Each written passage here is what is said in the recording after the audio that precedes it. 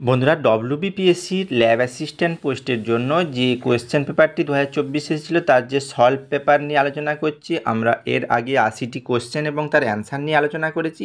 আজকে 80 থেকে 100টি বাকি যে কোয়েশ্চেনগুলি তার অ্যান্সার নিয়ে আলোচনা করব। তো আজকে আমরা 81 নাম্বার কোয়েশ্চেনটা নিয়ে আলোচনা করব। A hole of diameter D is cut in a metal sheet if the sheet is heated, যদি শিটটাকে গরম করা হয় তখন কি হবে? সঠিক অ্যান্সারটি কোনটা? 4টি অপশান দিয়েছে। D will increase, D will decrease, D remain same, none of above. অর্থাৎ এখানে বলেছে যে মেটাল শিটটা যদি হিট করা হয় তাহলে কি হবে, ডায়ামিটারটা যদি কি হয়, হিট করলে ডায়ামিটারটাও ইনক্রিজ হতে থাকবে। অতএব option A is the right answer. Next question 82। At STP 2.24 litre is occupied by C equal to 12, O equal to 16, S equal to 32। তাহলে কোনটি সঠিক হবে?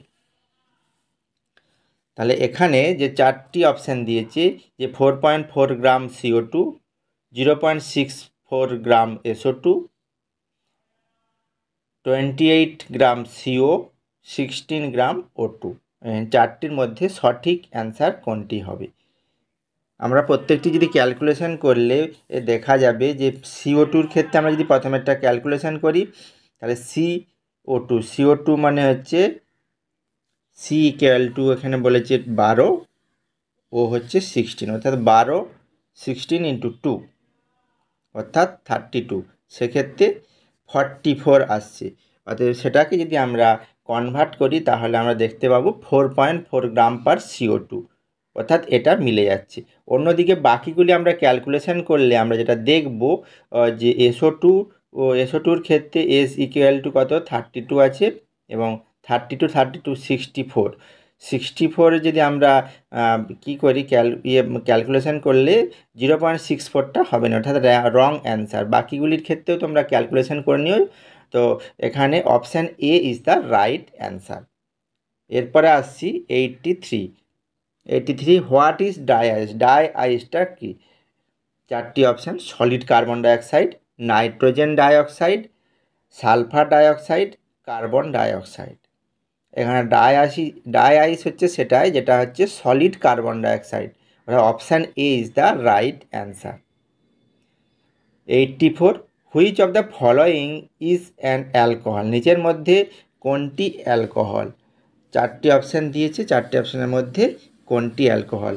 অর্থাৎ আমরা যেটা জানি যে OH যদি লাস্টে থাকে সেটা হচ্ছে অ্যালকোহল হবে। COOH যদি লাস্টের দিকে থাকে সেটা হচ্ছে অ্যাসিড।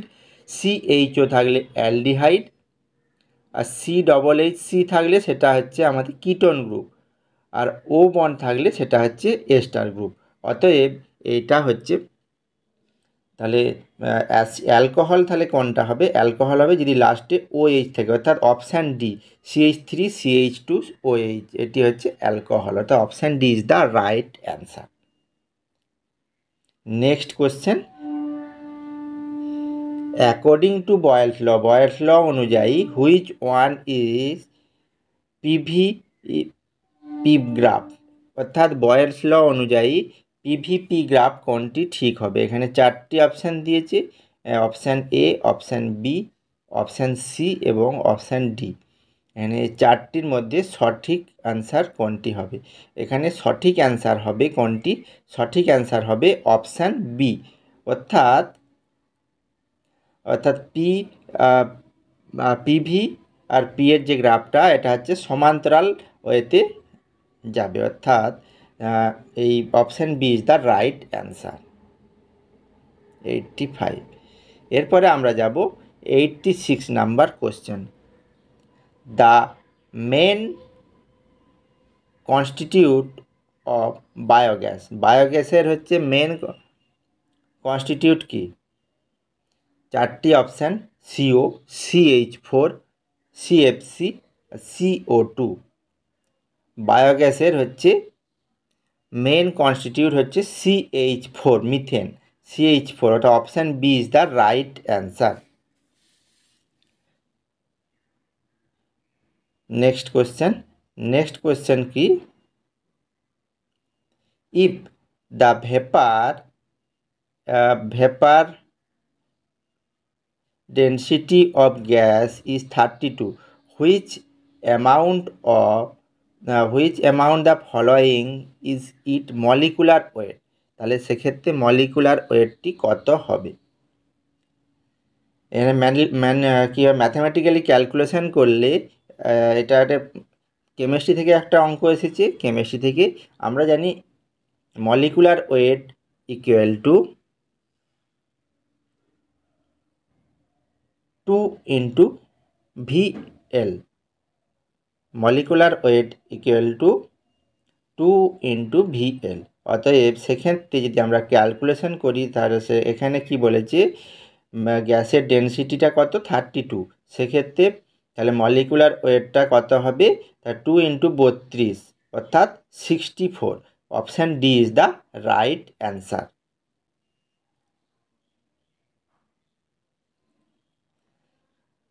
এরপরে অপশান নাম্বার 88, 88 নাম্বার কোশ্চেনে কি বলছে, the north pole of a magnet is falling on the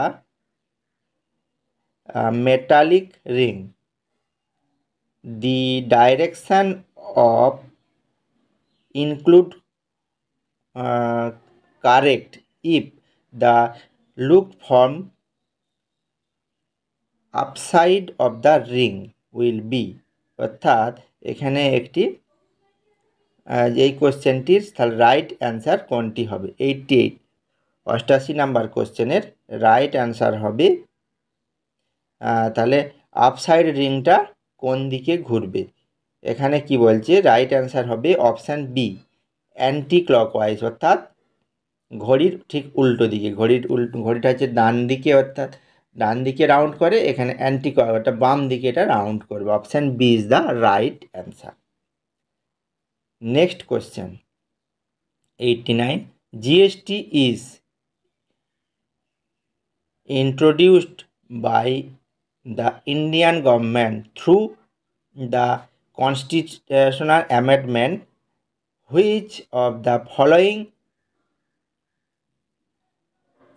which is the number of the amendment? That amendment এর নিচের অপশানগুলির মধ্যে কোন অ্যামেন্ডমেন্টের নাম্বার অনুযায়ী জিএসটিটা লাগু হয় আমাদের ভারতবর্ষে? চারটে অপশান 107, 119, 122, 121। এখানে চারটির মধ্যে সঠিক অ্যান্সার কোনটি হবে? সঠিক অ্যান্সার এখানে চারটির মধ্যে দেখো বন্ধুরা, এখানে চারটির মধ্যে সঠিক অ্যান্সার কোনোটিই নেই, কারণ এখানে অ্যামেন্ডমেন্ট যে নাম্বারটা ছিল সেটা 101, 101 নাম্বার, এখানে কোনোটি মিলছে না। অতএব আশা করা যায় যে এই কোশ্চেনটি তোমরা যারা অ্যাটেম্প করেছো তারা সকলেই মার্ক পেয়ে যাওয়ার কথা, কারণ এখানে সঠিক অ্যান্সারটি দেওয়া নেই। Next question number 90, multimeter is use to measure. মাল্টিমিটারটা কিসের জন্য ব্যবহার করা হয়? চারটি option, voltage, current, resistance, all of above. চারটের মধ্যে কোনটির ক্ষেত্রে ব্যবহার করা হয়? সঠিক অ্যান্সার হবে option D, all of above. Next question, acceleration due to gravity at the center of the earth is। acceleration due to gravity at the center of the earth is কি হবে? অর্থাৎ কেন্দ্রে হচ্ছে অ্যাসিলারেশন গ্র্যাভিটি কত থাকবে? Right answer কোনটি হবে? Right answer হবে 0। Option A is the right answer. Next কোশ্চেনে আমরা যাব। কোশ্চেন নাম্বার 92 কোশ্চেন, বন্ধুরা আমরা এখন আলোচনা করছি ল্যাব অ্যাসিস্ট্যান্ট পোস্ট অর্থাৎ ফরেনসিক সায়েন্স ল্যাবরেটরিতে যে পরীক্ষাটি হয়েছিল 2024-এ সেই তার কোশ্চেন এবং তার অ্যান্সার নিয়ে আলোচনা করছি। 92 নম্বর কোশ্চেনটা কি? Resistance of the material is inversely proportional to residence of material is inversely proportional. কার সাথে ইনভার্সলি প্রপোর্শনাল? চারটি অপশনের মধ্যে সঠিক অ্যান্সার কোনটি হবে? চারটির মধ্যে সঠিক অ্যান্সার হবে অপশান সি, অর্থাৎ cross section area. Cross section এরিয়াতে হচ্ছে ইনভার্সলি প্রপোর্শনাল হবে। Next question number 93। A hawker brought a some guavas at 9 for 4 rupees, sold them the rate 7 per dozen, 7 rupees per dozen. What will the percentage of profit or loss?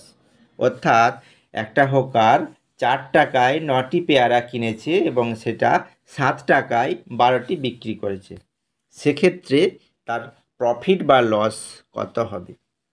তো আমরা যদি এখানে করি calculation যদি করি যে 4 টাকায় 9টি পেয়ারা কিনেছে এবং 7 টাকায় 12টি পেয়ারা বিক্রি করেছে, আমরা যদি ওই 9 আর 12কে ইকুয়াল করি, মাল্টিপল করলে দেখা যাবে যে তাহলে 4 দিয়ে মাল্টিপল করলে দেখা যাবে যে সমান করতে গেলে তাহলে কি হচ্ছে, তাহলে 16 টাকায় 36টি সে গোয়াভা কিনেছে আর বিক্রি করেছে কি 21 টাকায় 36টি বিক্রি করেছে। ইকুয়াল করলে দেখা যাবে। তাহলে সেটি আমরা যদি পার্সেন্টেজ হিসাবে আমরা ক্যালকুলেশন করি তাহলে আমাদের তাহলে ক টাকা বেশিতে সে বিক্রি করেছে, এখানে বিক্রি 21 থেকে 16 বিয়োগ করলে 5 হবে, অর্থাৎ তাহলে 5/16 ইকুয়াল ইন্টু 100, অতএব তাহলে 31.25 পয়সা, 31.25 পয়সা সে প্রফিট করেছে, অর্থাৎ option A is the right answer.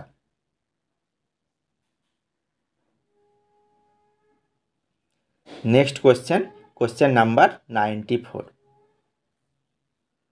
Fundamental duties has been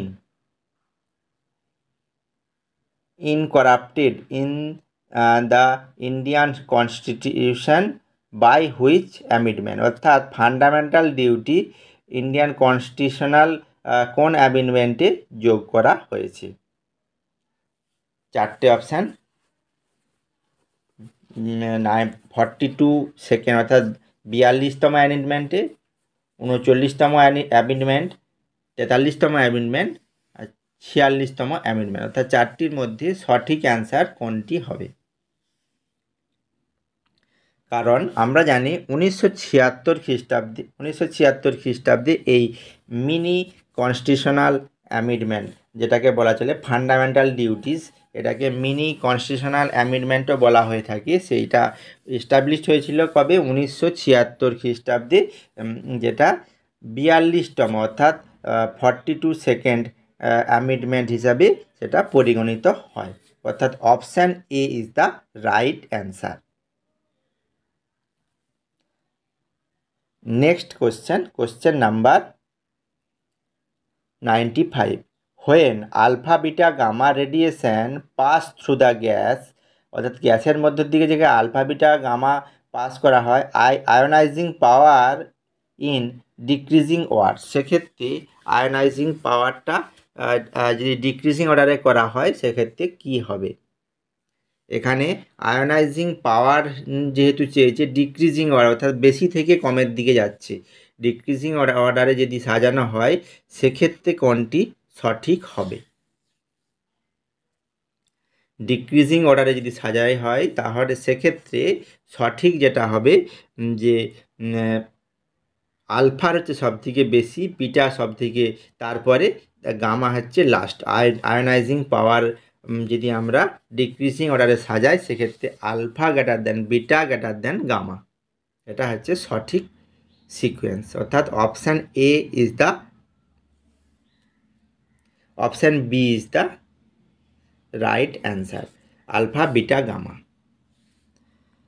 96, velocity of sound in vacuum, ভ্যাকুয়ামের মধ্যে সাউন্ডের ভেলোসিটি কত? শূন্য মাধ্যমে ভেলোসিটি হচ্ছে অফ সাউন্ড 0, অর্থাৎ option B is the right answer. Next question number 97, seismograph is use to measure, সিসমোগ্রাফটি কিসের জন্য ব্যবহার করা হয়?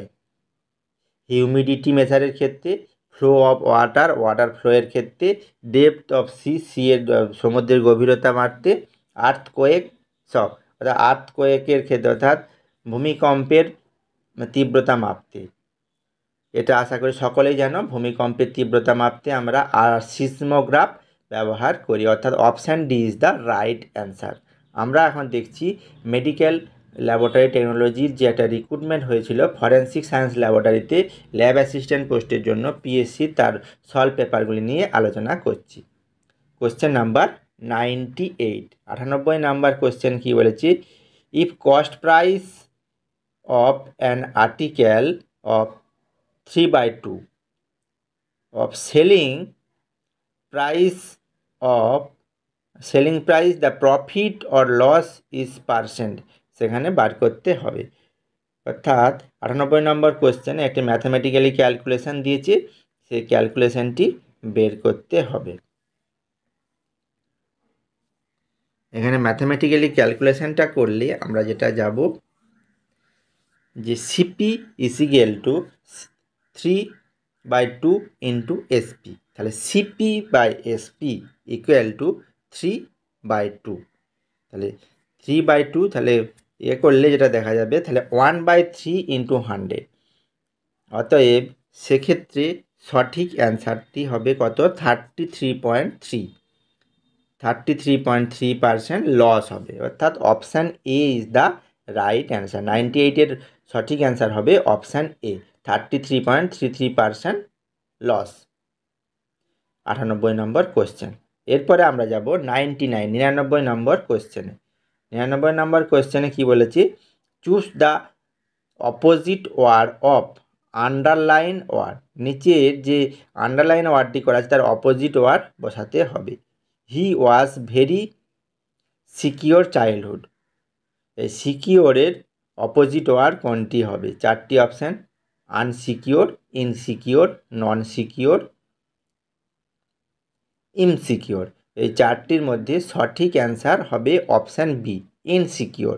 Insecure is the right answer. He was very insecure childhood, শৈশব বয়সে সে ইনসিকিওর ছিল। আজকের যে পর্ব অর্থাৎ পর্ব 5-এর লাস্ট কোশ্চেন 100 অর্থাৎ 100তম কোশ্চেনটি কী বলছে? হুইচ ইজ দ্য বিটা রে emitted from a radioactive element,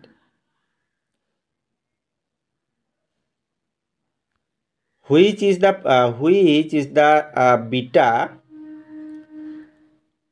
the beta ray emitted from a radioactive element?